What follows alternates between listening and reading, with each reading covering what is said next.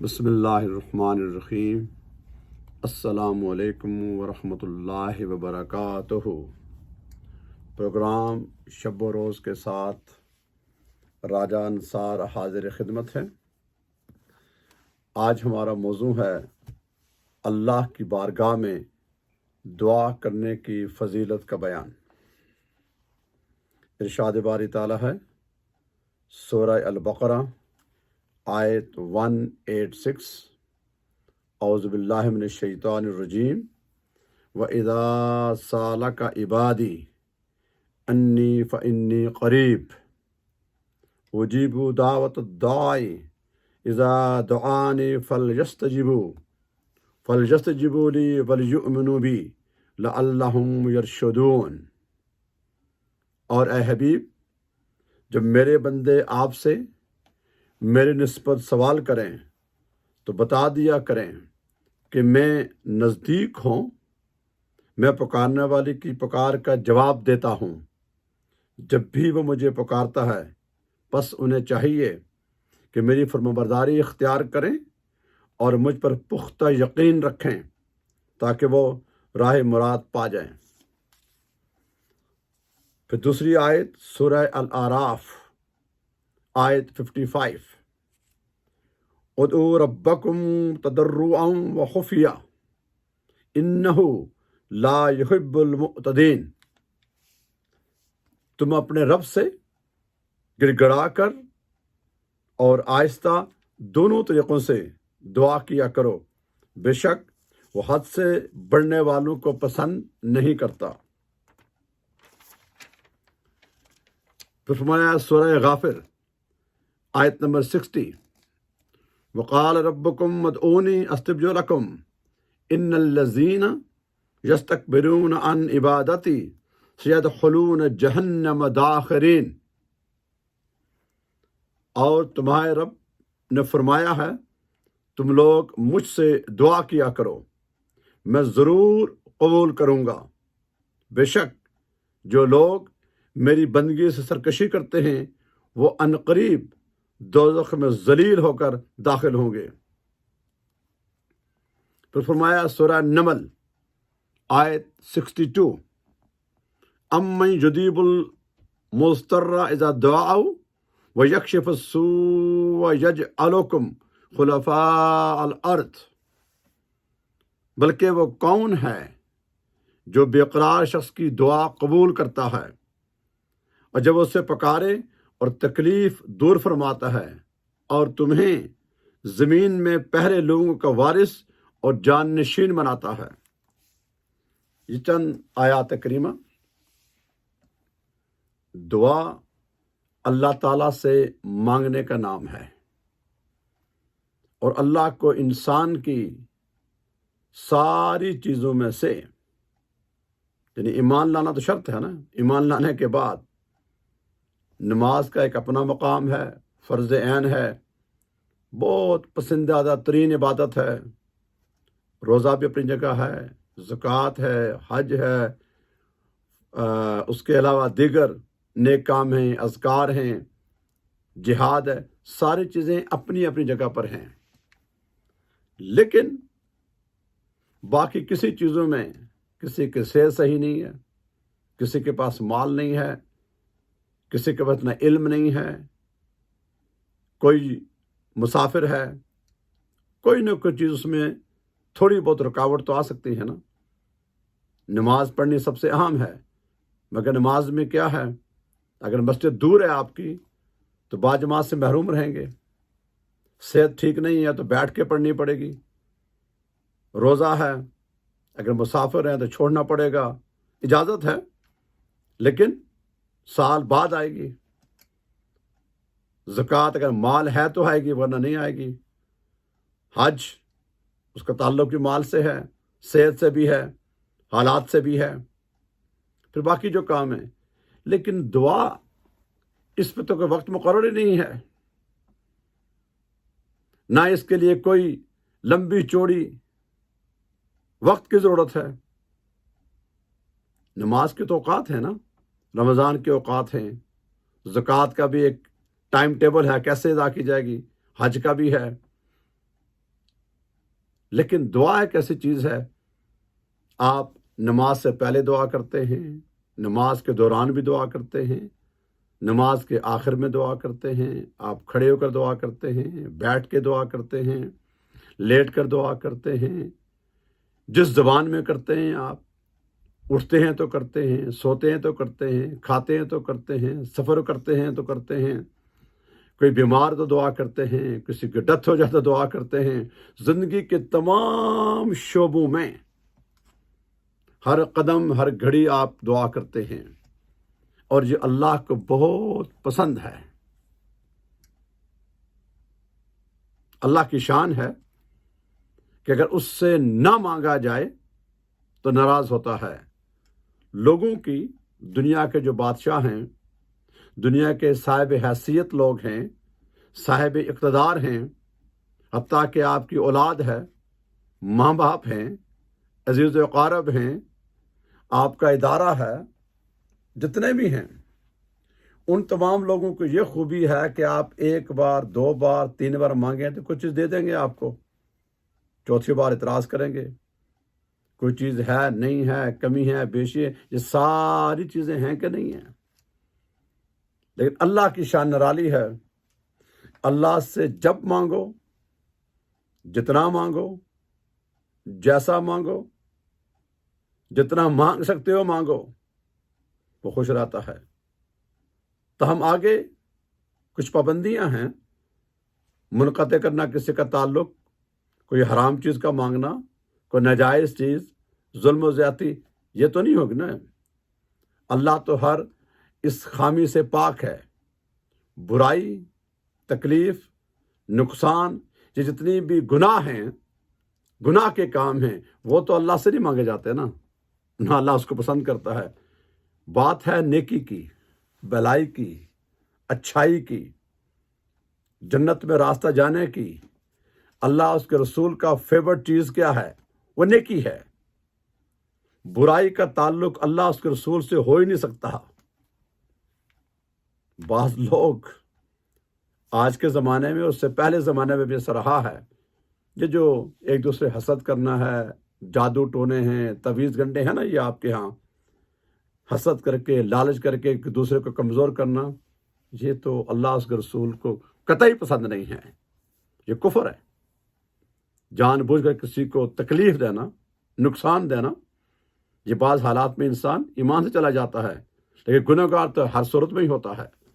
بات ہو رہی ہے اپنے لیے اور دوسروں کے لیے بھلائی مانگنا، اچھائی مانگنا، اور دنیا میں جو کچھ آپ جائز بات، شارٹ میں جائز بات کو مانگنا، یہ اللہ کو پسند ہے۔ اور انسان کی جو اللہ کو سب سے پیاری چیز ہے وہ عاجزی اور انکساری ہے۔ ایک روایت ہے کہ عیسیٰ علیہ السلام نے پوچھا کہ میرے مالک، میں تجھے کیا پیش کروں، یا امت کی تعلیم کے لیے کہ کوئی نیک آدمی، برا آدمی، کوئی مخلوق، وہ تیری بارگاہ میں ہدیہ کیا پیش کرے؟ تو ارشاد ہوا کہ مجھے اپنے بندے کی ندامت کے آنسو، اٹھے ہوئے ہاتھ، گریہ آزاری، سجدہ، اس کی بارگاہ میں عاجزی، انکساری، یہ بہت پسند ہے۔ اس کی وجہ یہ ہے کہ تکبر، بڑھائی، بلندی، عظمت، یہ اس کی شان ہے۔ مخلوق عاجز ہے۔ جتنا جتنا بندہ اللہ کے قریب ہوگا، اتنا اتنا اس کے اندر عاجزی آئے گی۔ جتنا اللہ سے بندہ دور ہوگا، شیطان کے قریب ہوگا، اتنا اتنا وہ اکڑنا شروع ہو جائے گا۔ اکڑ اور غرور اور تکبر میرے اللہ کو پسند نہیں ہے، اللہ کے محبوب کو پسند نہیں ہے۔ بلا تمثیل و بلا مثال، میں اور آپ اپنی کسی اولاد کو، کسی دوست کو، اپنے کسی احباب میں سے کسی کو جو آپ کے سامنے اکڑ کے بات کرے، بدتمیزی کرے، اسے پسند کرے گے؟ ہرگز نہیں۔ تو جب انسان کو پسند نہیں ہے، جو گنہگار ہے، تو وہ شہنشاہوں کا شہنشاہ، مالک اور خالق جو معبود ہے، उसे किस तरह पसंद हो सकता है। तो अल्लाह की बारगाह में हर वक्त हर हाल में आगे फिर दुआ के कई उसके स्टेजेस हैं, और सबसे बेहतरीन तरीका क्या है, यकीन के साथ, यकसुई के साथ, नदामत के आंसुओं के साथ, गिरियाजारी के साथ, क़याम रुकू सुजूद के साथ अपने हाथ उठाकर, चूँकि मेरे आका ने हमेशा हाथ यूं करके दुआ नहीं की है, ये तकब्बर की निशानी है। अक्सर औकात आप देखते हैं कुछ हमारे हजरात लाइल्मी में या लाशऊरी तौर पर वो यूँ कहते हैं दुआ, ऐसा दुआ नहीं होते, नहीं, दुआ हाथ फैलाने का है, मांगने का। मेरे आका ने हाथ उठाए यहाँ तक कि उनके बगल मुबारक नजर आए और फिर रुख अनवर पर हाथ फेरे। तो मेरे आका ने तो हमेशा दुआएं की। मेरे आका का एक लम्हे की दुआ सारी कायनात क़यामत तक लग रहे, उसका मुकाबला तो हो नहीं सकता। लेकिन हमें सिखाया कि वो जो सरापा मासूम हैं, अव्वलीन व आखिर में मुमताज़ तर हैं, इमामुल अंबिया हैं, शाफ़े मैशर हैं, सरवरे कौनैन हैं, ताजदार कायनात हैं, मखलूक की सारी शानें अल्लाह ने अपने महबूब का अता की हैं। वो रातों को उठ उठ कर पूरी पूरी रात, आधी आधी रात, कई कई घंटे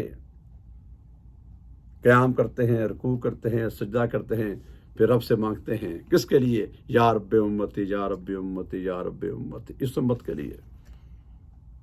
तो उम्मती वही है जो अपने महबूब की हर अदा को उस पर ढलने की कोशिश करता है, जितनी उसको अल्लाह ने हिम्मत दी है। और ये भी अल्लाह ने फरमा दिया कि आस्था मांगो, बुलंद आवाज से मांगो, लेकिन मांगो आजिज़ इंकिसारी के साथ। हम इंसान एक दूसरे की बात समझ जाते हैं, जो बंदा मुझसे बात करे किस तरह कर रहा है, वो तो आलिमुल गैब है। तो लिहाजा जितने भी बाकी रिसोर्सेज हैं वो तो अपनी जगह होते हैं ना। किसी का पैसा देना है तो अपने अदा करना है, नमाज है तो पढ़नी है, रोज़ा है तो रखना है, माल है तो ज़कात अदा करनी है। लेकिन जब ये सारे काम हम कर लें तो फिर गिड़गिड़ा के, अरबी में आपको दुआ आती है, उर्दू में है, इंग्लिश में है, जो ज़बान आप बोलते हैं, अल्लाह ने सारी ज़बानें तो सिखाई है ना, उसको तो पता है। वो दिल देखता है कि जो मेरा बंदा दिल से मुझसे मांग रहा है, यकीन के साथ मांग रहा है, या महज एक टोटल पूरा करता है। नहीं, हम जब ईमान लाते हैं ना तो क्या कहते हैं, इक़रारुम बिल लिसान व तस्दीकुम बिल क़ल्ब। हमने ज़ुबान से इक़रार किया और क़ल्ब से तस्दीक की है। ये दिल जो है ना, ये अल्लाह के लिए है। इस दिल में अल्लाह आबाद है। ये दिल मखलूक सारी हटा के जब अल्लाह के लिए हो जाता है तो फिर जैसे मैंने पहले अर्ज़ किया था कि लुक़मा जो हम खाते हैं वो हलाल का हो, हराम ना हो, फ़राइज़ और वाजिबात और सुन्ना अदा किए हों, और किसी का भी हक ना छीना हो। किसी आदमी का भी दुश्मन है, उसका हक है अदा किया जाए, और अल्लाह का जो हक है उसकी बंदगी। इसके बाद इंसान अल्लाह उसके रसूल का हक अदा करने के बाद, मखलूक का हक अदा करने के बाद, अपने फ़राइज़ अदा करने के बाद, लुक़मा हलाल खाने के बाद, जब उसकी बारगाह में फ़कत 2 नफल पड़ेगा या नहीं भी पड़ेगा, वुज़ू करेगा और बैठेगा, उसकी बारगाह में हाथ बुलंद करेगा, तो कोई वजह नहीं है उसकी दुआ कबूल ना हो। अव्वल व आखिर दुरूद पाक पढ़ना है, जो भी आप पढ़ते हैं। दुरूद इब्राहिमी सबसे आला है, लेकिन शॉर्टकट सल्लल्लाहु अलैहि व आलिहि वसल्लम पहले में और आखिर में। आगे मैं हदीस पाक कोट करूँगा, क्योंकि हमारे पास वक्त शॉर्ट होता है ना, इसलिए हम 1-2 हदीस पे इत्तफाक करते हैं, लंबा वक्त नहीं होता। कि दुआ की अहमियत की है और किस तरह मांगी जाती है। दुआ करने से पहले देख लें कि मैं अपने रब के साथ मेरा कनेक्शन कितना है। जो रब मेरे ने हुक्म दिया है मैंने वो पूरा किया या नहीं किया।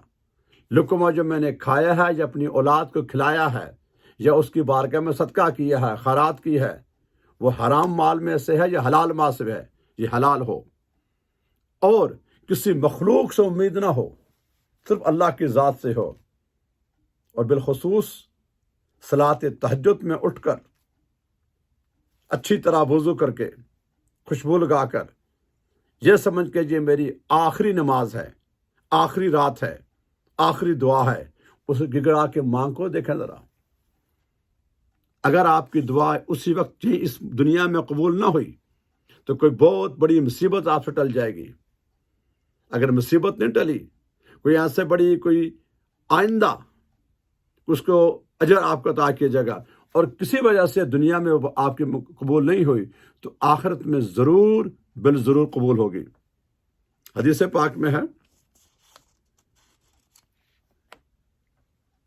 اب میں اس کی عربی نہیں پڑھوں گا کیونکہ وقت کم ہے، لیکن یہ حدیث ہے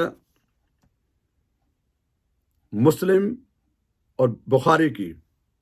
مسلم کی حدیث کا نمبر ہے 2577 اور بیزار کے نمبر ہے 4053 اور حاکم کا نمبر ہے 7606، بہقی کا نمبر ہے 11283 اور بخاری کا نمبر ہے 490 اور ابھی 9 کا نمبر ہے 125۔ ان تمام کتب میں حدیث آئی ہے۔ اس کا ترجمہ یہ ہے، حضرت ابو ذر سے مروی ہے کہ فرمایا آقا علیہ الصلوۃ والسلام نے کہ اللہ تعالیٰ نے ارشاد فرمایا، اے میرے بندو، میں نے اپنے اوپر ظلم کو حرام کیا ہے اور میں نے تمہارے درمیان بھی ظلم کو حرام کر دیا ہے، لہذا تم ایک دوسرے پر ظلم نہ کرو۔ اے میرے بندو، تم سب گمراہ ہو سوائے اس کے کہ جس کو میں ہدایت دوں، سو تم مجھ سے ہدایت طلب کرو، یعنی مجھ سے دعا کرو، میں تم کو ہدایت دوں گا۔ اے میرے بندو، تم سب بھوکے ہو سوائے اس کو کہ جس کو میں کھانا کھلاؤں، پس تم مجھ سے کھانا طلب کرو، اللہ سے رزق مانگو، میں تم کو کھلاؤں گا۔ اے میرے بندو، تم سب بے لباس ہو سوائے اس کے کہ جس کو میں لباس پہناؤں، لہذا تم مجھ سے لباس مانگو، میں تم کو لباس پہناؤں گا۔ اے میرے بندو، تم سب دن رات گناہ کرتے ہو، میں تمام گناہوں کو بخشتا ہوں، تم مجھ سے بخش طلب کرو، میں تم کو بخش دوں گا۔ اس میں اللہ تبارک تعالیٰ نے ہر ایک لمحے میں جو ہمیں حکم دیا ہے کہ مجھ سے دعا کرو، مانگو، اس کے علاوہ دعا کون کو قبول کرنے والا ہے؟ کس کی مجال ہے کوئی قبول کرے؟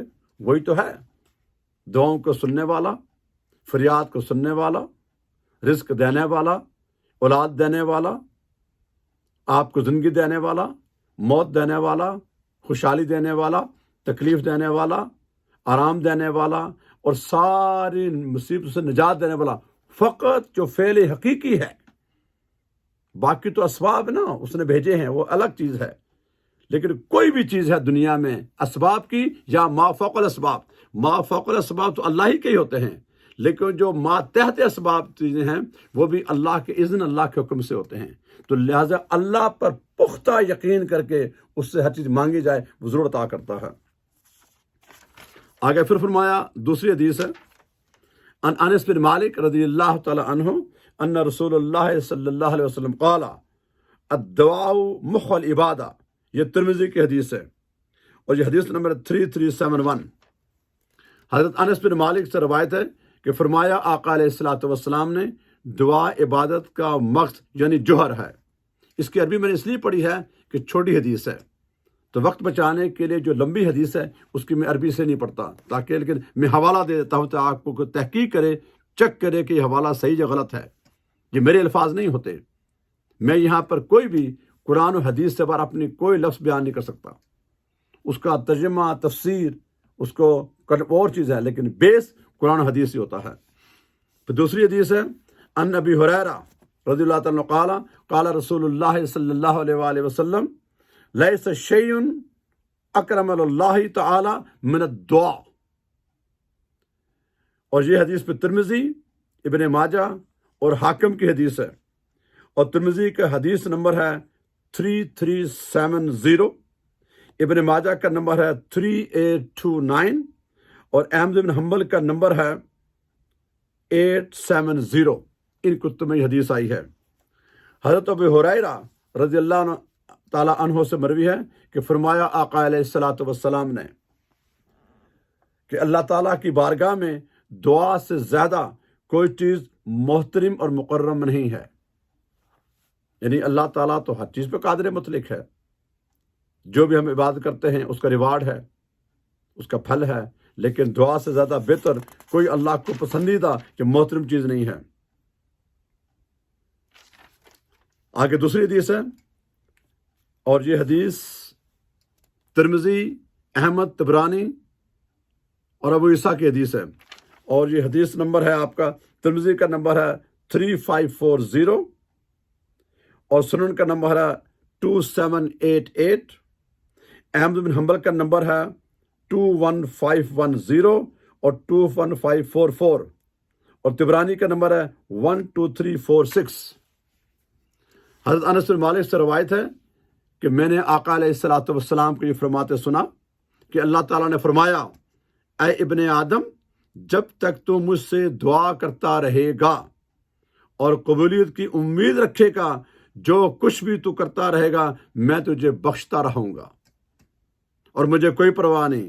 اے ابن آدم، اگر تیرے گناہ آسمان کے بادلوں تک پہنچ جائیں پھر بھی تو بخشش مانگے تو میں بخش دوں گا اور مجھے کوئی پرواہ نہیں. اے ابن آدم، اگر تو زمین بھر کے برابر گناہ بھی لے کر میرے پاس آئے تو مجھے اس حالت میں ملے کہ تو نے میرے ساتھ کسی چیز کو شریک نہ ٹھہرایا ہو، یعنی شرک نہ کیا ہو، تو یقیناً میں زمین بھر کے برابر تجھے بخشش عطا کروں گا. اس حدیث نے اللہ تبارک تعالیٰ نے اتنا بڑا کرم کیا.